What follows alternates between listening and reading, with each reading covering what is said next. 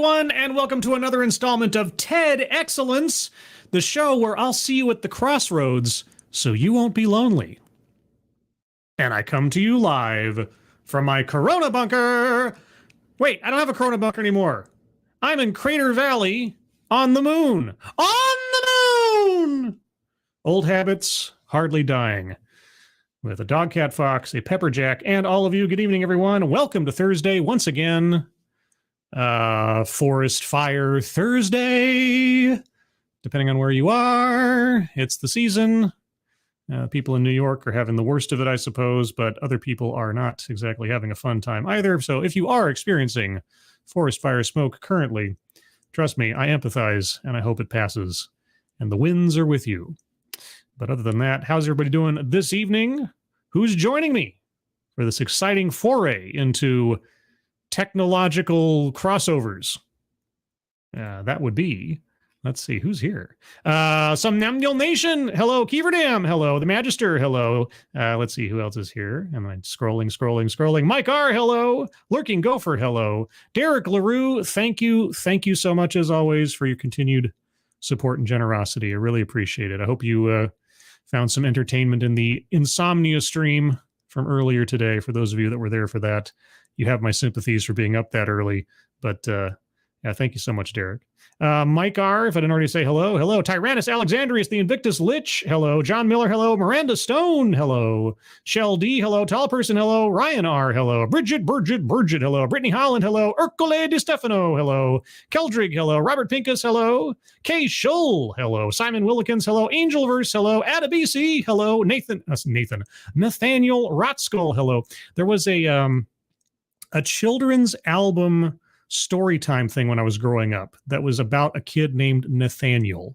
And like Nathaniel was the sort of the runt of this little gang or family of kids out in the woods or something. And there was a song just called Nathaniel. I found it one time on YouTube as sort of, I had it in my mind at one point. I thought, is that a memory that was true? Do I remember the songs correctly? And lo and behold, I was able to find the whole thing on YouTube. I listened to it, and it was like a time machine. And so every time I see the name Nathaniel, I just get that song in my head. So anyway, just a little piece of trivia for you. There you go. Seftus Wolf, hello. The One Ton Hammer, or just Hammer now, hello. Who else is here? Pissed Off Shih Tzu, hello. And I think that's everybody I see. So if you're lurking or if you're in the future, hello. But yes, tonight, what do we have? Well, we have an old favorite that came up actually in last Sunday's stream, intersectionality. Intersectionality, apparently, as I'm now informed by experts, was an outgrowth of critical race theory and was first sort of coined and or pushed forward by Kimberly Crenshaw, a lawyer, I believe at the time, who wanted to show that a client of hers had been doubly discriminated against because of her race and her gender at the same time, and this was intersectional theory. Now, that has transmogrified over time to be a number of different things, originally meant specifically to talk about the overlapping oppressions that Black women face. Now it can be anything to anyone at any time. So a couple of things I expect to see and or hear in this presentation, just trying to be, a little bit of a psychic on it. I'm assuming we will see something like a Venn diagram of overlapping attributes of some person or persons. And we'll also have, I assume Kimberly Crenshaw will be brought up. I'm assuming. Now, I'm not sure if critical race theory will be, but I guess we'll find out. But our speaker, I didn't know this until I started prepping the video, is the lead for the Center for the Fourth Industrial Revolution at the World Economic Forum. Holy cow, that is a title. And also World Economic Forum. I can't wait. The bingo card tonight is bingo card B. B as in bureaucratic. Sure, why not? The bingo card was the result of a coin flip because the poll on Twitter ended up in a tie between B and C, and so I flipped a coin digitally, and I came up with B. If you'd like to join in each week to select the bingo card in a poll, follow me on Twitter, scribe_light.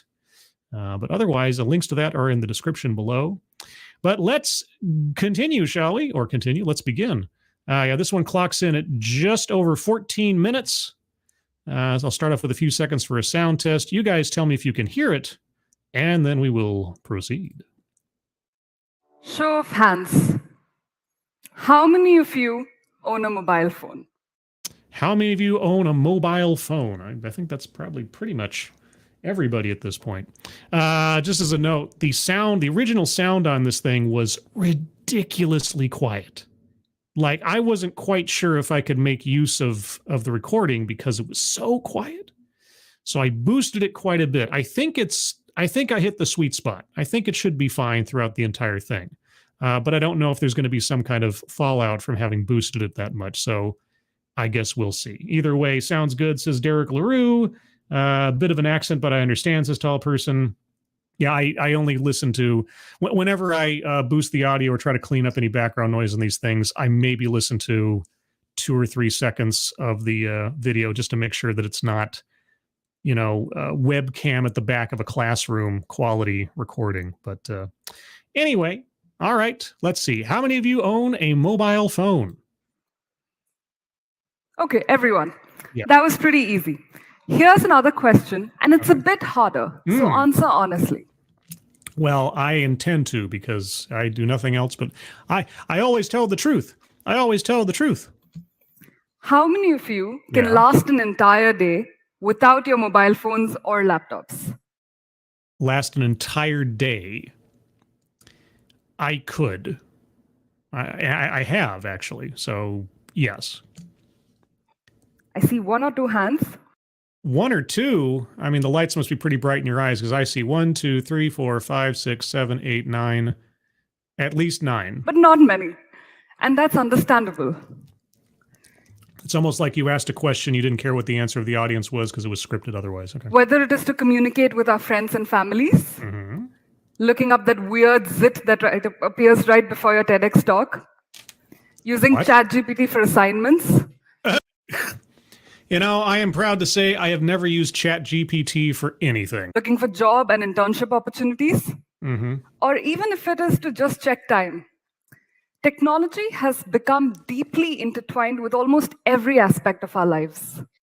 You mean information technology, because technology could be the wheel.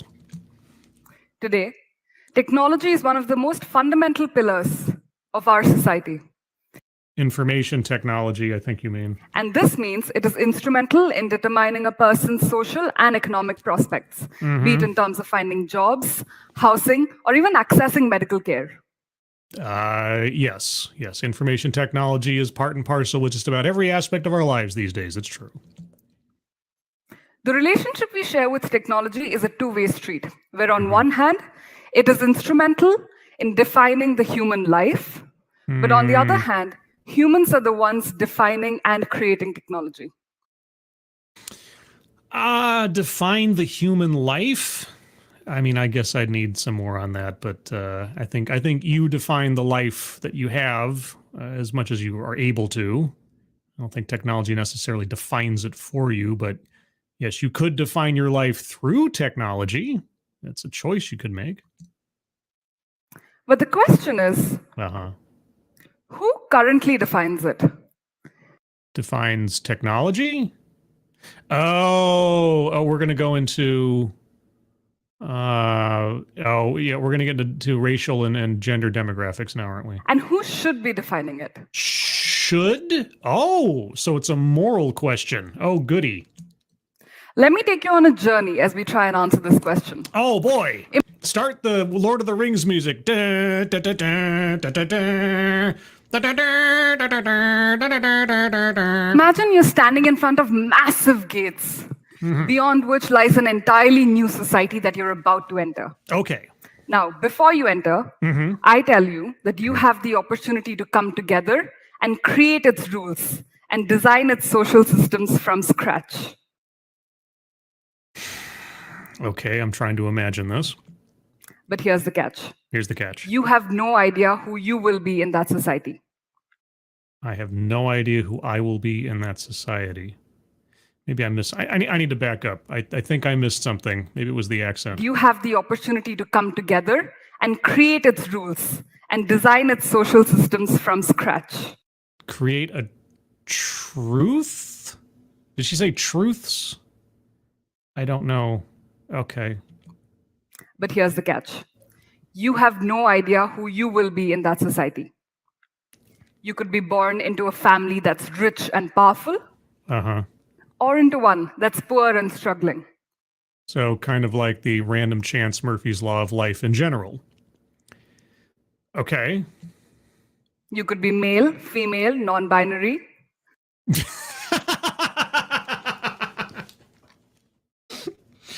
I could be what? Oh, is non-binary the third biological sex? Is that now the official line?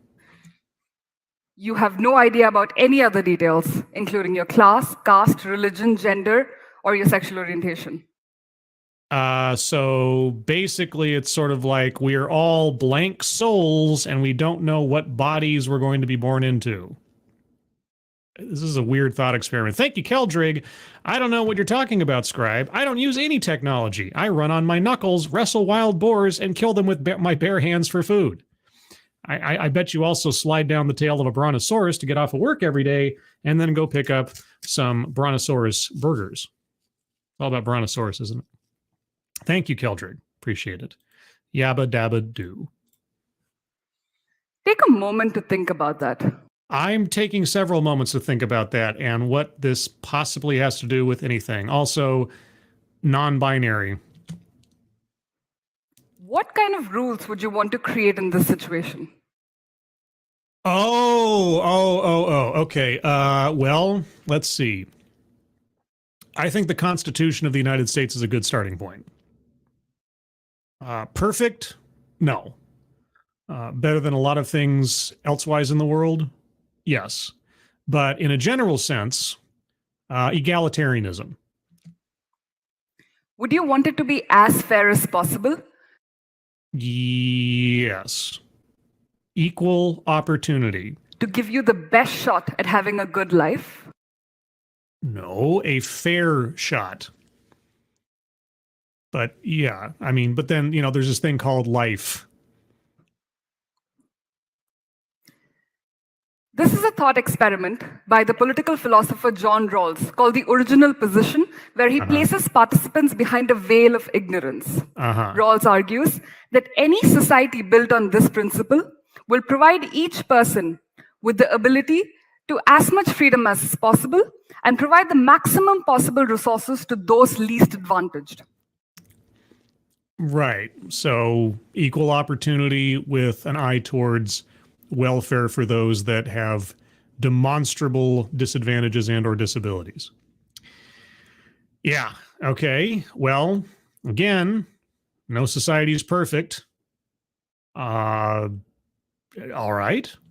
It is thought that when you create a society with the most vulnerable in mind, you make a better world for everyone else to live in. Maybe. I don't know. Okay, now we're getting into territory where it's like, okay, I'm an English major. I'm not an economist. I'm not a sociologist. I'm not a political scientist. Maybe is the best I can do. Now, the digital society that we are currently in has a disproportionate imbalance in who benefits, who doesn't, and in who decides who benefits and who doesn't. Do you mean to tell me that there's a disparation, is that even a word, between the rich and the poor, the have and have-nots, those in control and those who have no control? Oh my gosh, am I living in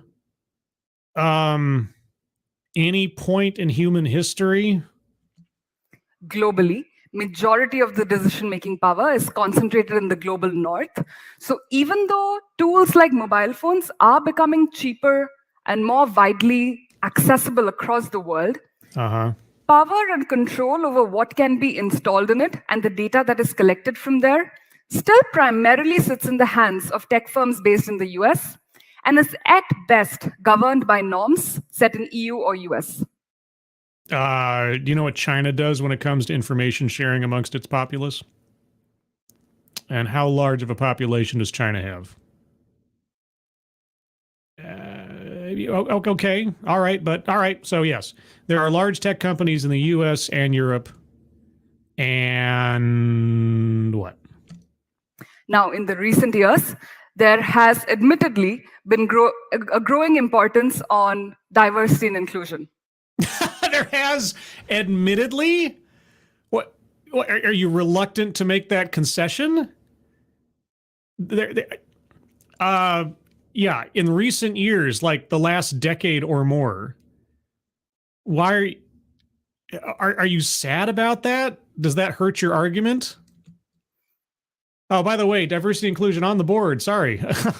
I'm so mesmerized. Let's go to the board real quick. On to the bingo card. Bingo card B, diversity, equity, and inclusion. Circling that one, circling free space.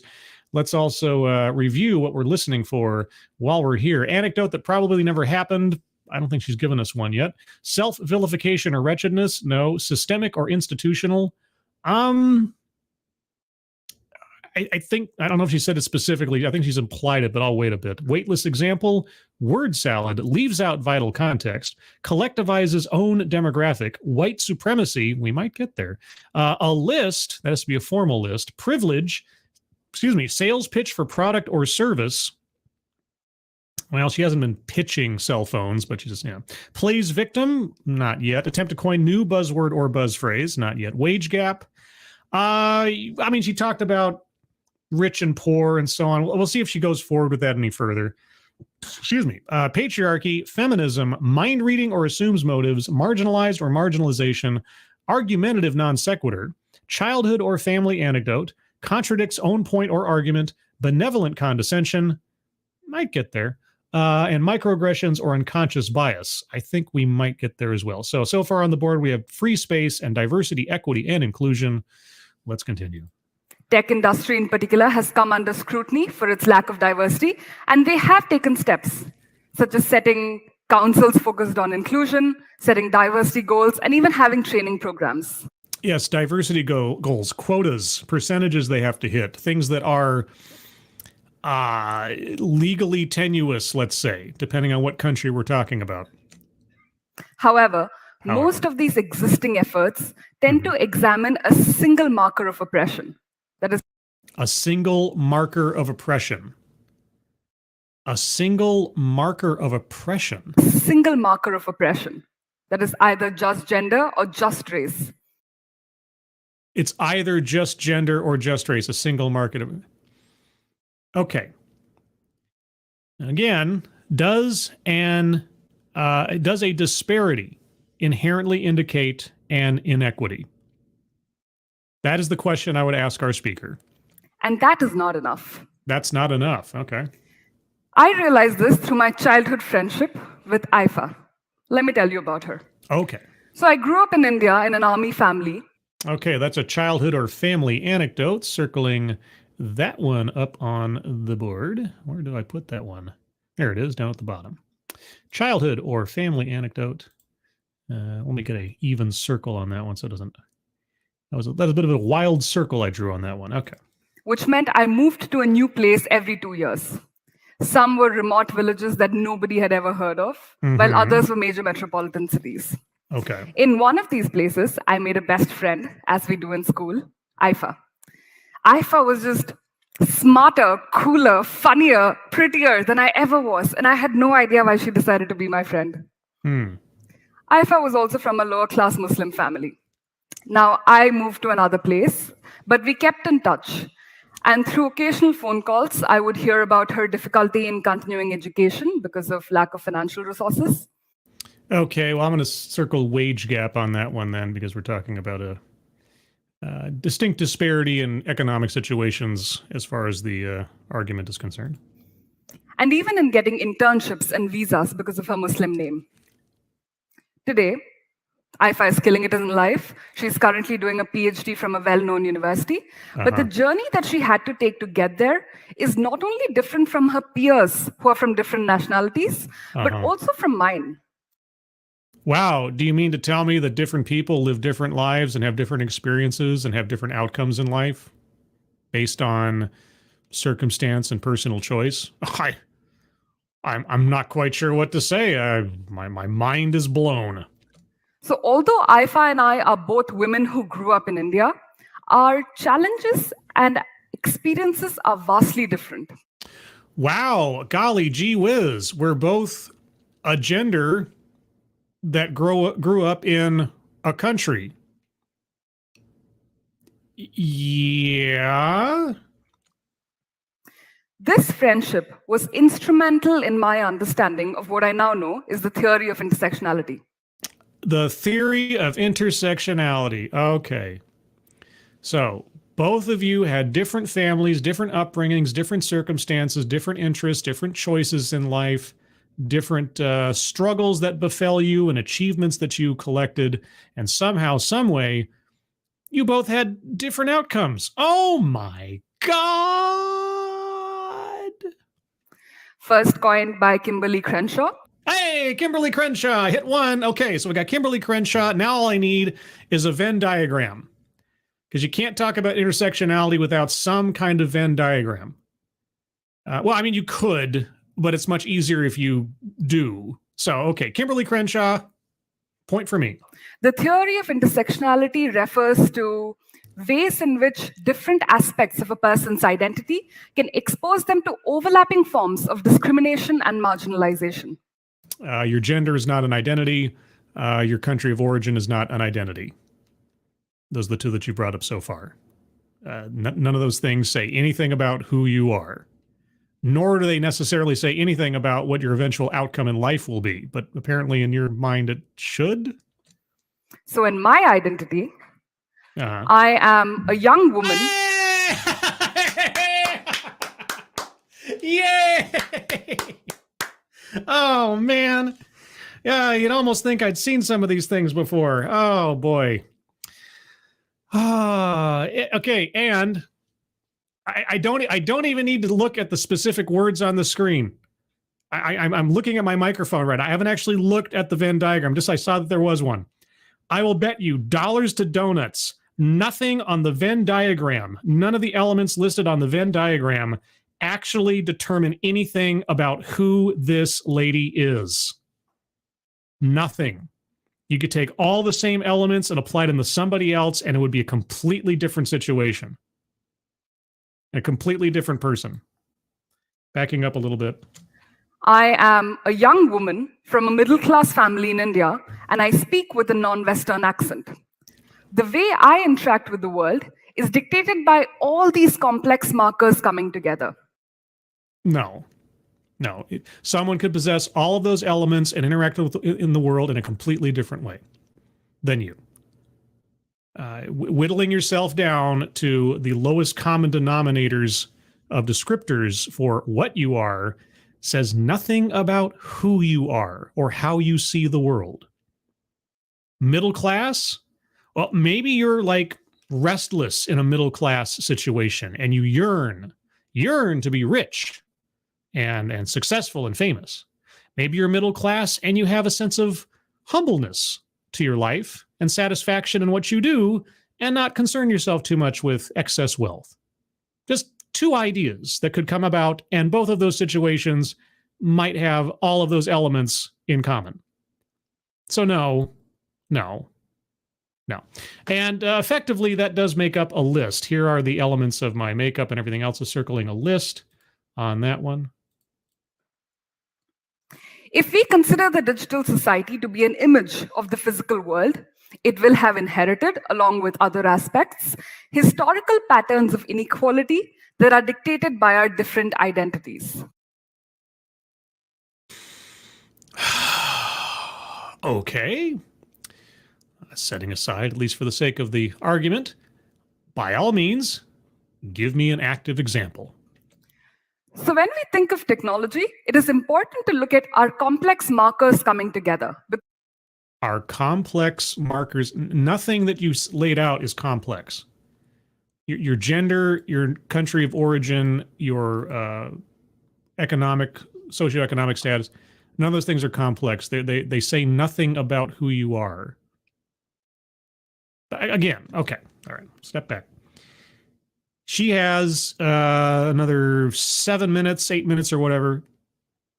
I need an active example to consider. I need something that you're going to present as evidence of your theory. Whether or not it is a good example or not, we'll see when we get there. But I need to at least have an active example of what you're talking about. Because so far, having different people experience different outcomes in life and complaining that somehow that should not be the case simply on the basis of gender and country of origin isn't a very good argument. And simply adding on other adjectives or elements that say nothing about who you are continues to be not a very good argument. Technology, it is important to look at our complex markers coming together, because if we don't, we risk exacerbating these inequalities. For example, there are several studies showcasing the discriminatory rates of error in speech recognition technology. For example, speech recognition technology doesn't pick up on nuance and can be confused, which means it's racist, right? In 2020, a group of researchers from Stanford University. Stanford? Oh no, not Stanford. What I want to do is the thing, and oh yeah.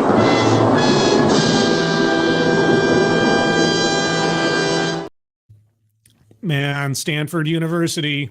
This is hit. We're hitting all the branches on the way down on this. I don't know where you've got intersectionality, Venn diagrams, Kimberly Crenshaw, and Stanford University. For those of you that don't know, I've had a history, long ago history, with elements of things coming out of Stanford University.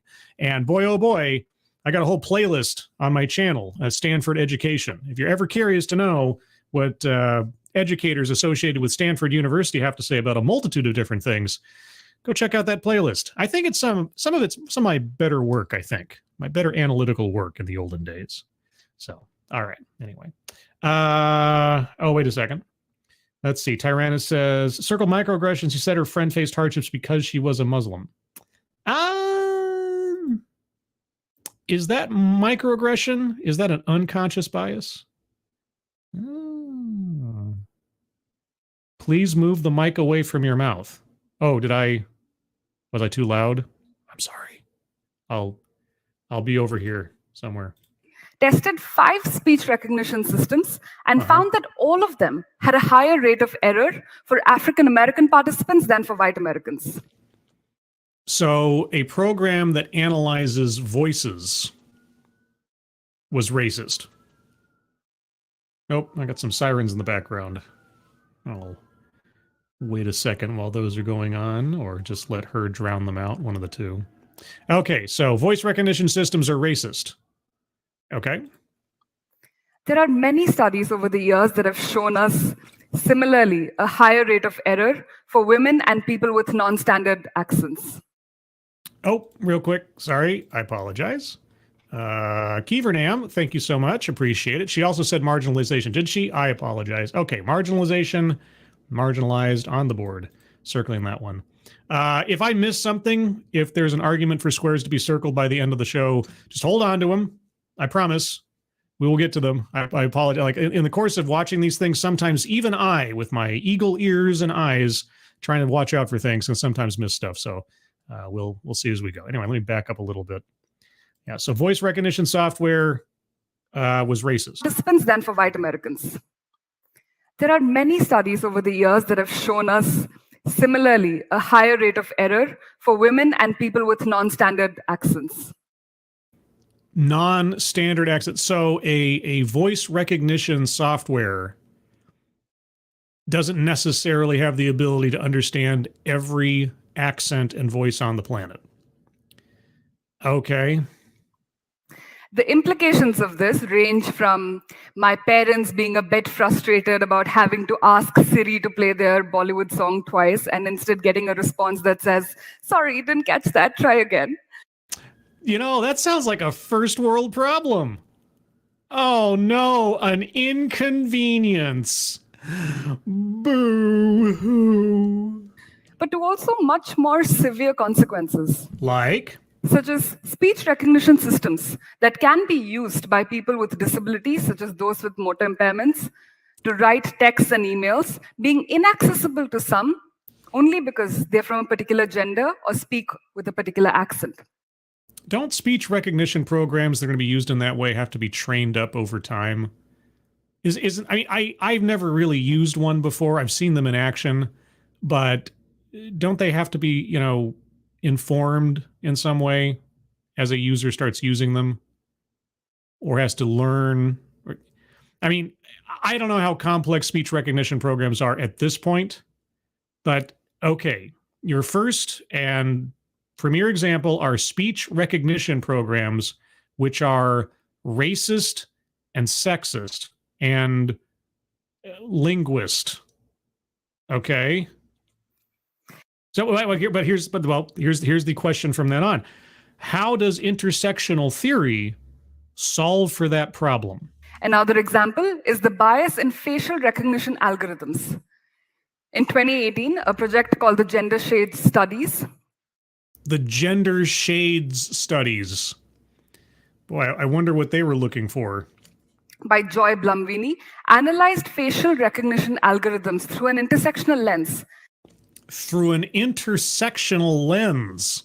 And found that all three of the algorithms analyzed performed worse on darker-skinned women than on lighter-skinned men. Oh, okay. So the way that light works is racist. Uh-huh. All right. Well, what did you do to correct the facial recognition software to not be racist and sexist anymore? The error rates were up to a 34%. 34%. Wait, the error rate was 34%. That's pretty, isn't that pretty low? And I mean, especially for a developing technology, 34% error rate. I mean, it's not perfect, obviously, but that's pretty good, I would think. This again has very severe implications. Does it? For what? So just being incorrectly tagged to a mugshot just because you're a woman with a darker skin tone. So no white man could ever be incorrectly tagged to a mugshot because of facial recognition software. And that would be the only element that would come. What? Wait, how does facial recognition software tag someone to a mugshot? Like, are we talking like at the airport or something? I'm not saying our speaker is making something up. I just don't have enough context, so I'm going to circle leaves out vital context. Because I don't know. That seems like a very extreme example of a problem that could occur. And I don't even know in which instance that would be used. Speech and facial recognition technology is getting better. What? Wait. Okay. So a relatively, I know it's been around for many years, but a relatively new set of technologies that are still evolving are getting better. But right now there are problems that are being worked out. Why are they being worked out? I mean, if the current problems are the exact results that the intersectional oppression wants to have happen, why would they bother to improve them? Right? If all of this is the result of some structured conspiracy of racism and sexism, why would they bother trying to improve them? They're doing exactly as they should. They're oppressing the right people, right? Why would you want to fix it? Am I missing something here? Thank you, Funtime Bats. Hi, Scribe. Sorry I'm late. You're exactly on time. We'll watch in full later. Recognize those facials. Oh, no. This is a family show, dang it. I want to make a joke. I'm not going to. I'm going to use my willpower. Oh, no. Thank you, Funtime Bats. Okay, so all of these oppressive, racist, sexist systems are being slowly fixed by the same people who implemented them in the first place, who are obviously racist and sexist and ableist and whatever. Contradicts own pointer argument. Circle on that one. I mean, it's subtle, but it's there. And the discriminatory rates are reducing. So again, this grand conspiracy is slitting its own throat. However, we were creating these supposedly disruptive technologies that were based on algorithms still trained on data collected from an unequal status quo. And yet they're fixing them, and the discriminatory aspects you talked about are diminishing. So what exactly are you complaining about? As I speak to you today, Yes. the generative AI's arms race, kicked off by ChatGPT, has individuals and private sector firm in a frenzy. Yes, and that has what to do with this?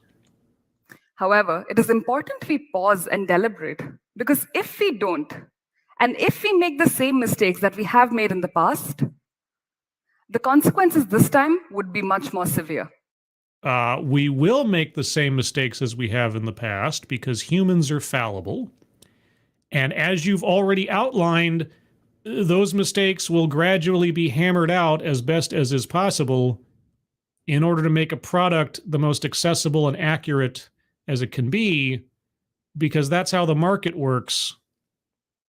So, now, don't get me wrong, I got plenty of concerns about the potential damage that AI could do to things. And speaking of markets, that's the one area, this is an aside, that's the one area that I think is probably the most vulnerable to AI hoaxes or AI manipulation or something, is lack of faith in the market in some way, shape, or form. If you scare enough people to wonder if the information they're being given is actually real or not, if the conditions of a particular business or a particular sector of the economy or a particular event or something else starts getting people scared and they don't know what to believe, and they look at the numbers or they look at the reports and they don't know what's true or not, that can immediately lead to some major economic devastation on the basis of nothing but paranoia and fear, as we've seen time and time and time again. So I think one of the most vulnerable areas for a misuse of AI or an AI gone amok or something, it's probably economic first rather than like robots marching through the streets and taking people down kind of thing. But that's just my thought. With every new technological advancement, as with any development, it is important to look at how historical patterns of exclusion have contributed to unequal access.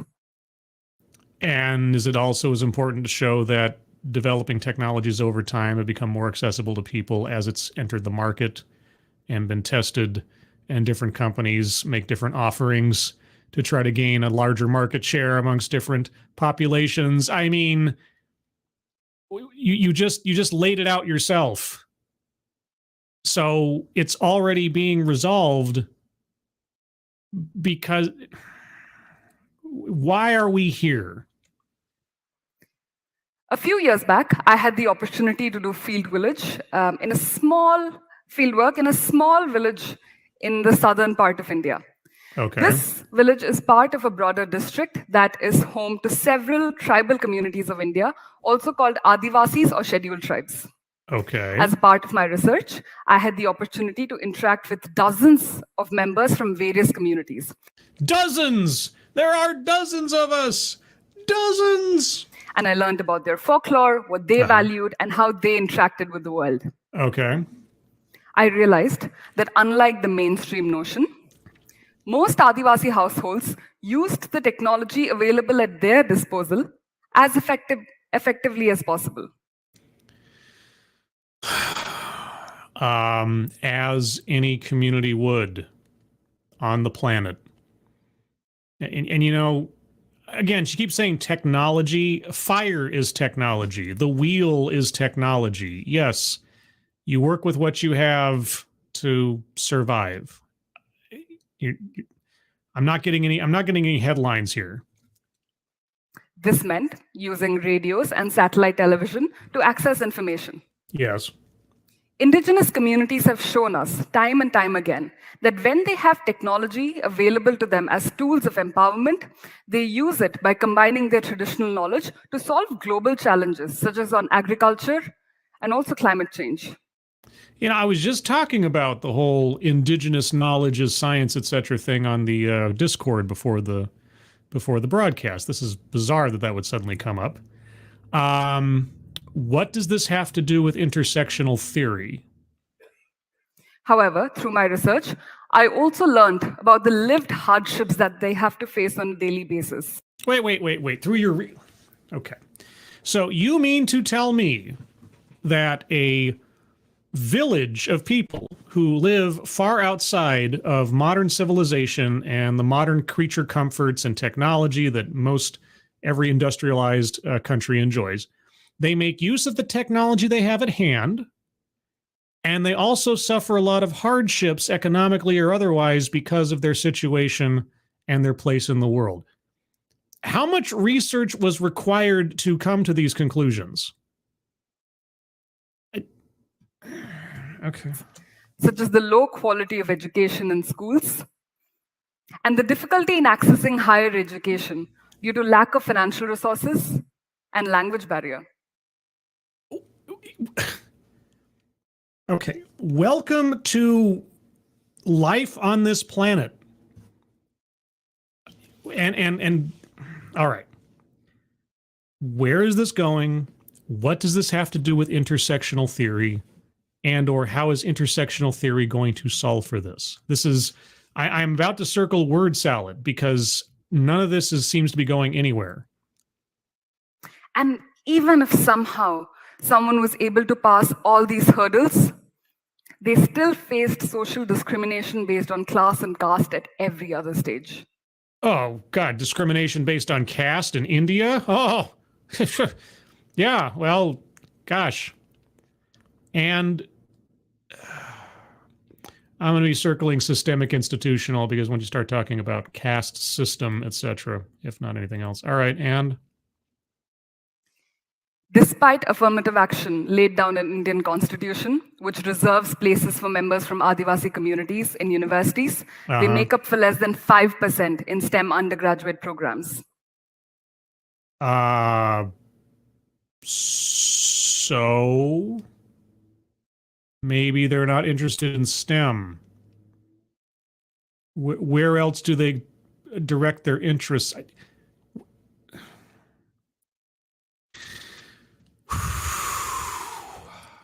The number only progressively gets worse at a master's and a PhD level.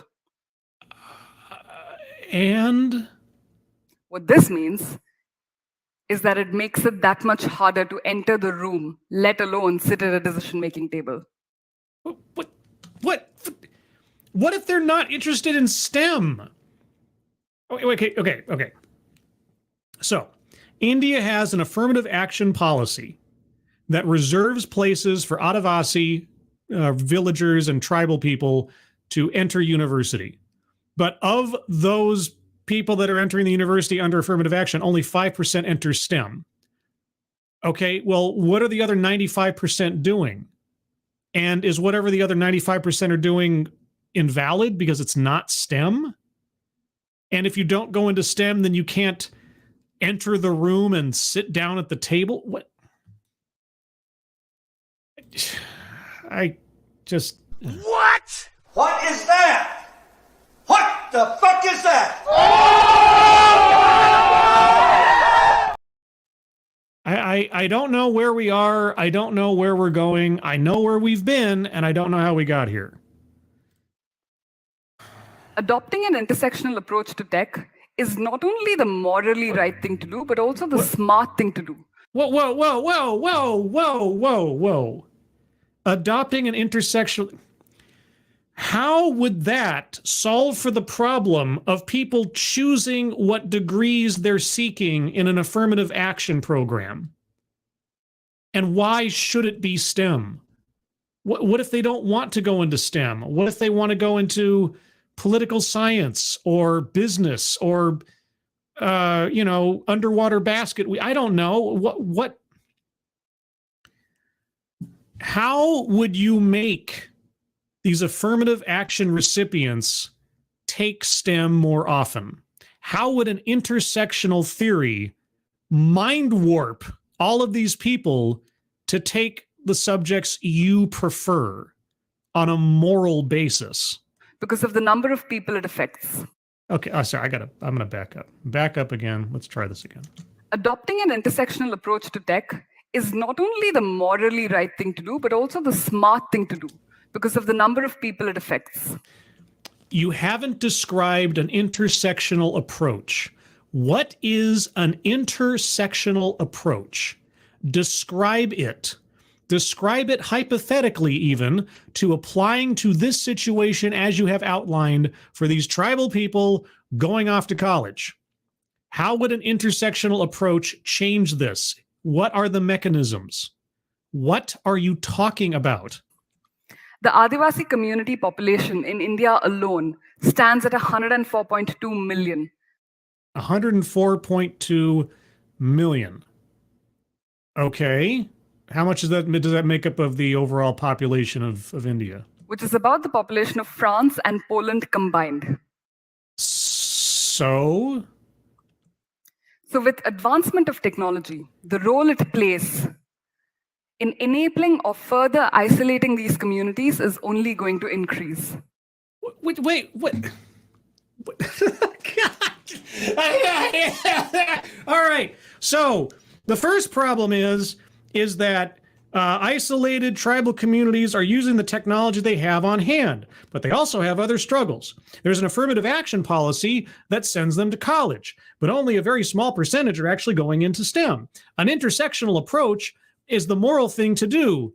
And also now they are a lot of people because of Poland and France.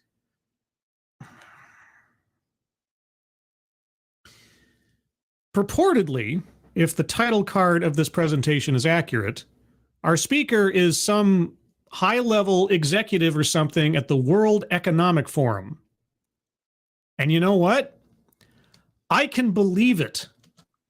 And it's important we get this right, because we now have the opportunity to create rules for a digital society in ways we never necessarily had for the physical world. What rule in the digital society would send more than 5% of the tribal individuals that you've been talking about into STEM? Other than requiring them to take a subject that you like and dictating their own choices to them, unless that is what you want to have happen.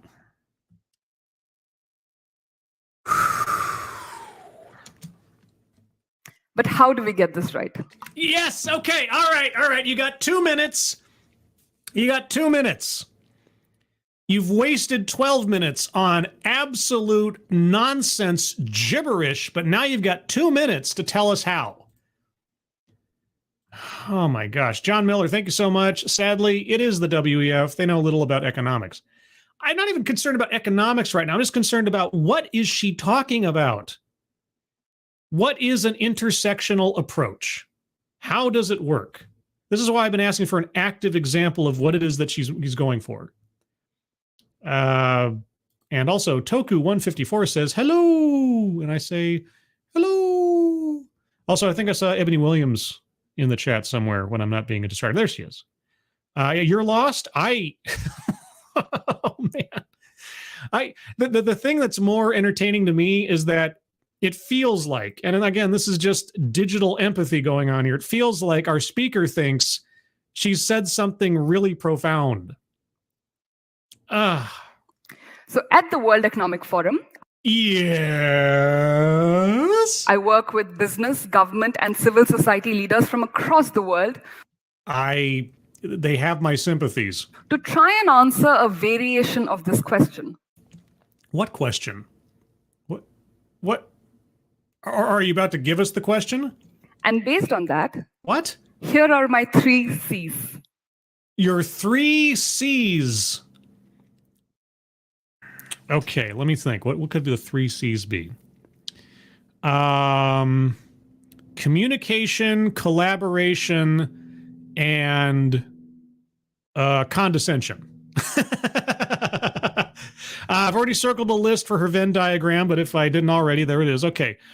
The first 2 that come to mind are communication and collaboration. But let's see if I get 2 out of. Can I get 2 out of 3? 2 out of 3 ain't bad. Center. Center. Okay, well I wouldn't have guessed that one, obviously. Collaborate. Hey! Woo-hoo-hoo! All right. Oh, wait, is the third one consummate?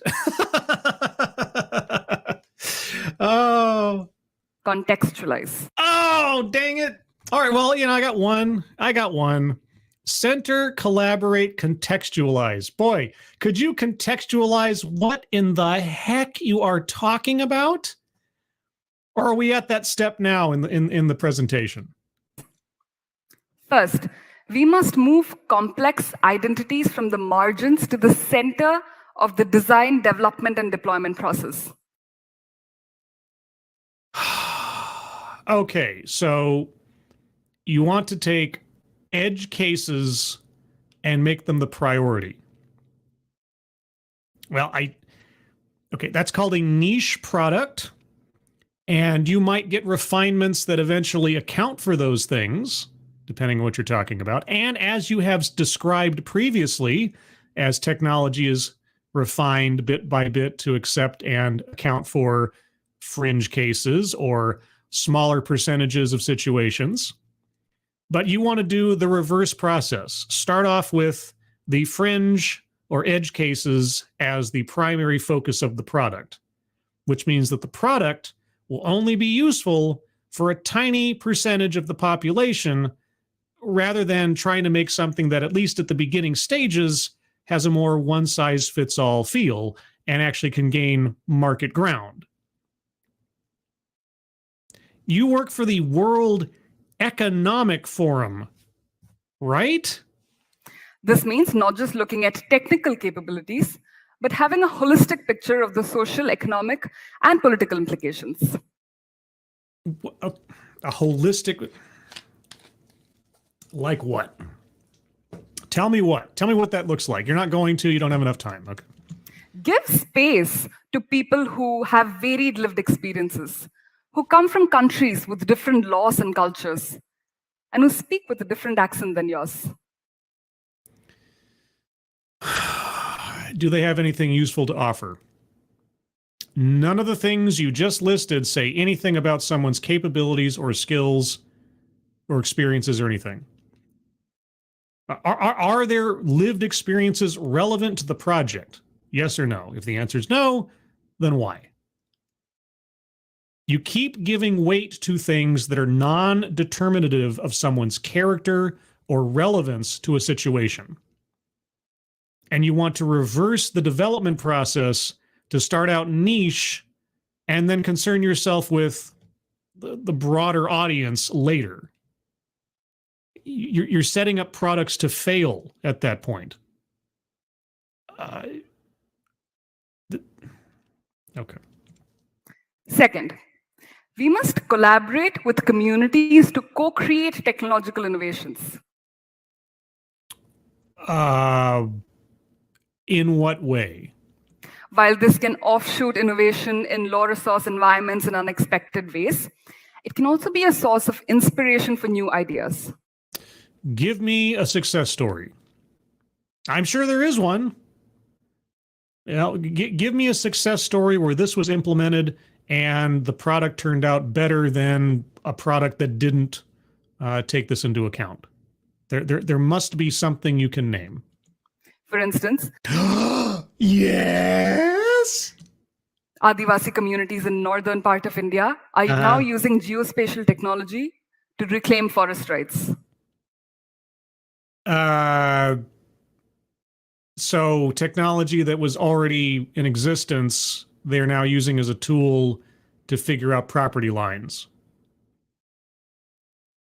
That is a use of an existing technology. How is that collaboration? In the sense of what? Third. No. Wait. That's your example. Your example of collaborating in order to further technological development is to hand a tool that already exists, was pre-made, pre-built, already in use around the world, in order to help indigenous communities reclaim land rights based on legal lines and borders and things that were more accurately defined based on existing technology. Okay, the end in and of itself is good. If they're legally entitled to land they were previously denied, good.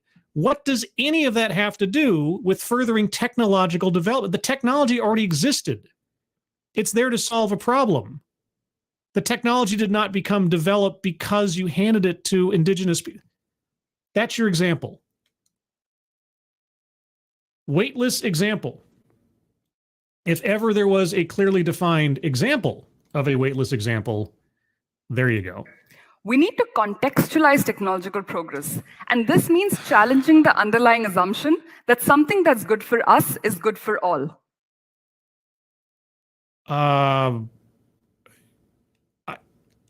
don't, unless we're talking about like some medicine or something, I don't know that there's anything that is good for us, good for all. Or maybe it's the poverty of my imagination in this moment, or because my brain's been scrambled by this talk. Do you have an example you'd like to give us? We must instead zoom into the specificity of the user and see what works for them.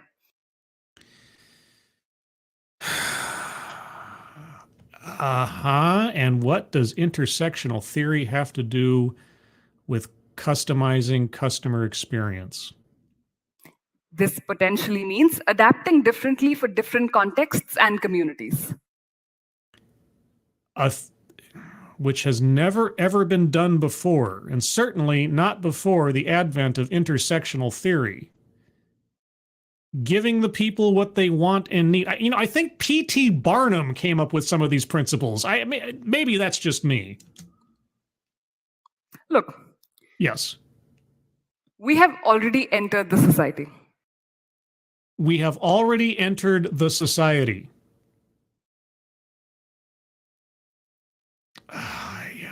I guess this is true. No matter where you are as a living person, in some way, shape, or form, you've already entered the society. Unless you're talking about the cheesy 80s horror film society, which is a completely separate subject. The gates have opened, and there is no longer a veil of ignorance. There's no longer a veil of ignorance. What? Huh? But we still have the opportunity to create its rules. All of our different complex identities of class, caste, gender, race, sexual orientation, disability deserve to be prioritized. No. It depends on what you're talking about. None of the... Okay, I'm broken record territory at this point because I have no idea why we are here, how we got here.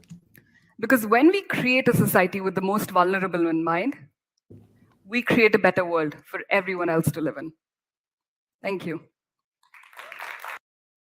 Okay, nearly nothing of your presentation is foundationary to that closing statement. Like nothing. The closest we got, I think, and I'm happy to be corrected, is your example of India, where the tribal population was afforded spaces in colleges on the basis of an affirmative action deal, which to me sounded more like a socioeconomic opportunity based on the way that India works than necessarily like a gender or race or something else kind of situation. And so that is an attempt, I would assume, to try to think of your most vulnerable, except that India still has a caste system and God knows what else and other economic disparities all over the place. Other than that, I'm having a hard time sussing out exactly what we heard, what the point was. And at no point did I ever hear a breakdown of what is intersectional theory as applies to technology. We have to consider the various elements of someone, the customer, yeah, that's been so since business began. That's not intersectional theory, or intersectional theory is co-opting something that is a truism in human experience. So no active examples, no success stories, and every example that you did bring up didn't have anything to do with what it was preceded by as far as being a point. Okay, anyway, before I think myself into an absolute tizzy here, let's go on to the bingo card. I don't bump my microphone here. Let me zoom in on that. Let's see, how's that looking? Yeah, I'm going to zoom in on that just a smidge here. How's about that? That works okay. How about one more? Can I do one more? I can do one more. How about that? Okay, that's good. All right, so here is the bingo card as it currently sits. I'm going to go over it one more time by myself. And if you have any arguments for squares to be circled, please hold on to them just for a moment, and we'll get to you momentarily. Anecdote that probably never happened. Her friend growing up, I don't have any reason to think that was false. The stories about the tribes and their land and their technology, I didn't hear anything that was like a perfect anecdote, I suppose, or one that didn't. Maybe I'm forgetting something. If I am, forgive me. I'm going to move on. Self-vilification or wretchedness. Did she? I mean, she talked about how her and her friend had different starting outs and everything and different experiences, but did she wretchedness herself or mark herself as part of the problem? I don't recall. Word salad, you ain't just whistling Dixie. Good gravy. Yeah. Anyway, collectivize his own demographic. Yes. In her Venn diagram. And somehow saying that these elements are determinative of my identity. Or that, my friend and I came from the same country and are both the same gender. Therefore, what? White supremacy. It's certainly implied, if not actually explicitly stated in the different examples of technology being inherently racist and so on. Privilege. I'm going to lean again on caste system. Because that is an inherent system of privilege in India. And as a consequence of that, won't somebody please? Bingo. B-I-N-G-O. Okay! Right? Our first bingo, not necessarily our last. Let's continue. Sales pitch for product or service. She never got explicit in a particular product or service. I mean, unless you want to call the WEF a service. I guess maybe it's, yeah, actually, I talked to this, you know what? Yeah, she was promoting herself a little bit and also name dropped the WEF. So I will do that because I want it. Plays victim. Did she ever bring up herself in the sense of being a victim of something? Because she talked about other people and she talked about studies and such, but did she make herself out to be? I could see an argument for it, but I'll leave it there. Attempt to coin new buzzword or buzz phrase. No. And the list that she gave of her three C's, is that really a buzzword or buzz phrase? I don't know if that counts. That seems a little tenuous to me. I don't think so. Patriarchy. I mean, I could stretch and say just the culture of India in general, but that's not necessarily so either. So same thing for feminism. Yeah, she did focus in on women in different places, but does it count as feminism? Don't know. Mind reading assumes motives. Boy, howdy. Just... this is how things are, jumping into conclusions. This is how people think. Obviously, the technology is racist. Oh, but, it is being fixed. Yeah, but anyway. Ooh, that's a bingo. Right? Yeah! So there's that. Argumentative non sequitur. Intersectional theory. Intersectional approach. She brings this stuff up and she never talks about or explains how it is supposed to be used in any of these situations. You have to consider the customer. Like, that's not inherently intersectional theory. What? That didn't make any sense either. Okay, benevolent condescension. I'm sure it's there. I'm just trying to think of an example. I might need some help with that one. My mind is blanking all of a sudden after all this. And lastly, microaggressions, unconscious bias. Certainly in the course of talking about marginalizations and technology is doing this to certain people and that to other people, and the people programming it and AI and all the other stuff, the implications thereof. So it's a consequence of that. Bingo. What? Of course! So there we go. That is the card as I have it. If you have arguments for squares to be circled, please put them in the chat now. If you've already put it up there and I miss it, please just repost it. Scrolling up a little bit. Lurking Gopher, Scribelight, plays victim. She talked about her friend who was better off than she was. That doesn't mean that she was playing the victim. If she's describing her friend having, more difficult circumstances, that's not playing a victim. It's got to be some kind of disingenuous, oh, woe is me, feel pity for me kind of situation. I didn't, if I missed something, but that I don't think that counts. Samantha said, yes, she implied she was a victim of having a non-standard accent. Oh, no, or she said a non-Western accent. Actually, you know what? The whole intersectional theory is about making yourself out to be a victim because of your overlapping identities and so on and so forth. So you know what? Yeah, no, I should have seen that. That should be inherent. When you're talking about intersectionality, you're inherently talking about victimization or elevating yourself to being an inherent victim based on what you are. So, okay, you guys convinced me. You convinced me. Let's see. Who else has stuff here? Faithless. She was benevolently condescending to help all the poor people with her stupid idea. I mean, wishful thinking and being an idealist doesn't necessarily mean you're being condescending. I'd need something else. Let's see. Self-wretchedness. When she compared herself to her friend, she belittled her own self. Did she? I don't know. Simply comparing their two situations does not mean that she was vilifying herself. I guess I need something else. Let's see. USP 211816. If you collectivize your own demographic, then say that demographic is disadvantaged. You are playing the victim by proxy.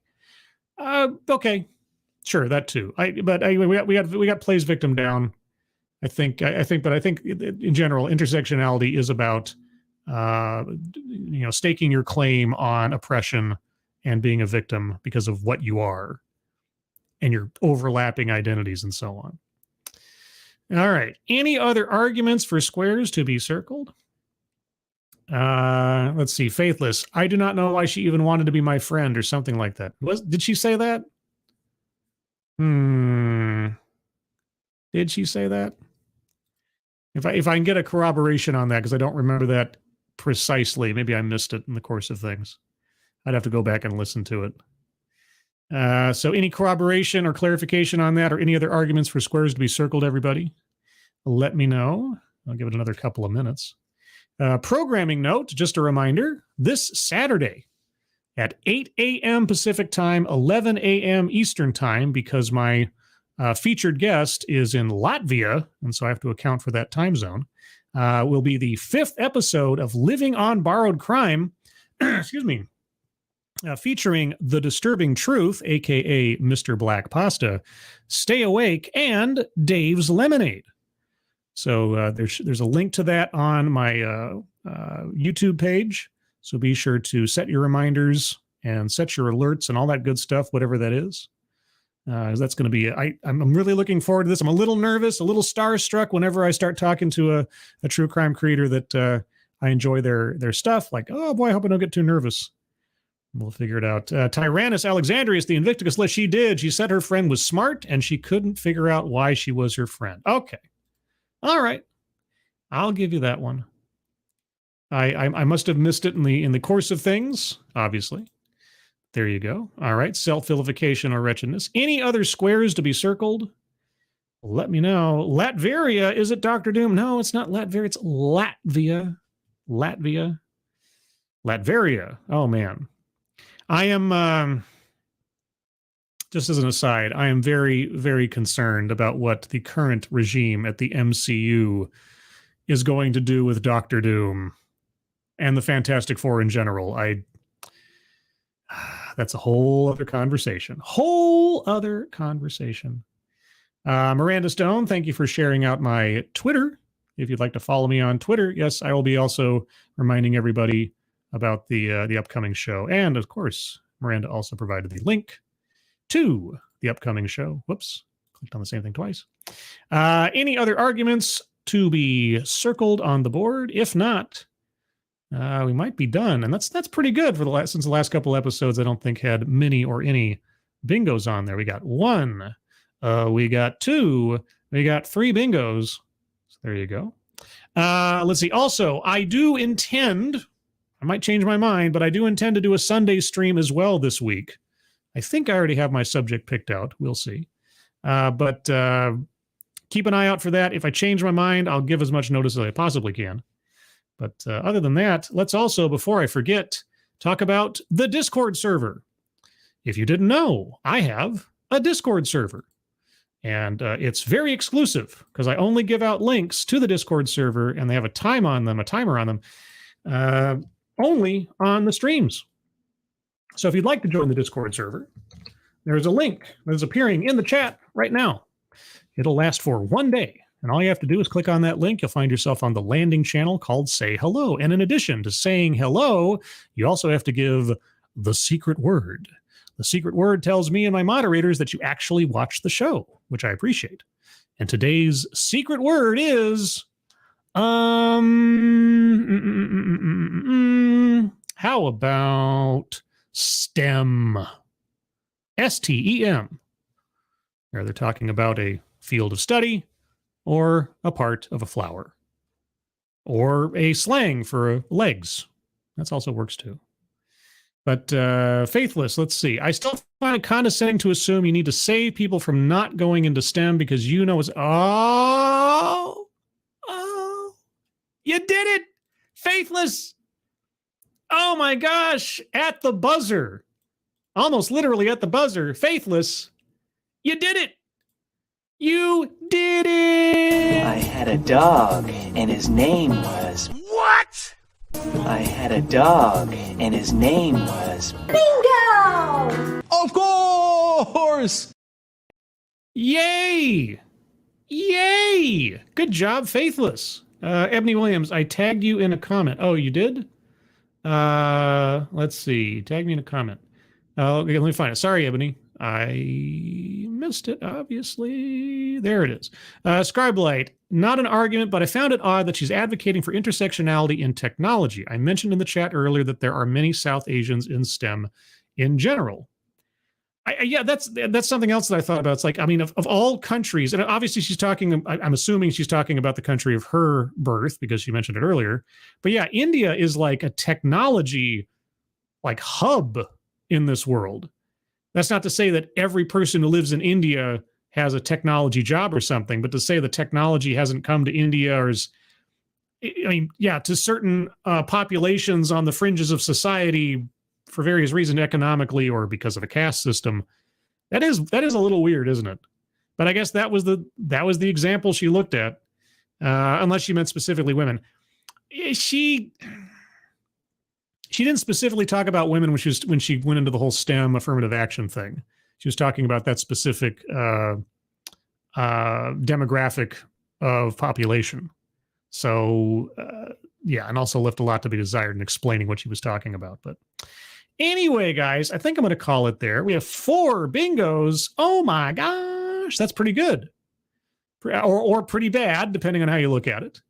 But yes, with that, everyone, thank you so much for joining me. Let me know in the comments below if you didn't watch this live or if you have something else you'd like to add, what you thought about this talk. I like reading your comments, good, bad, or otherwise, about my performance because I accept criticism Even though I'm fragile. Well, not that fragile.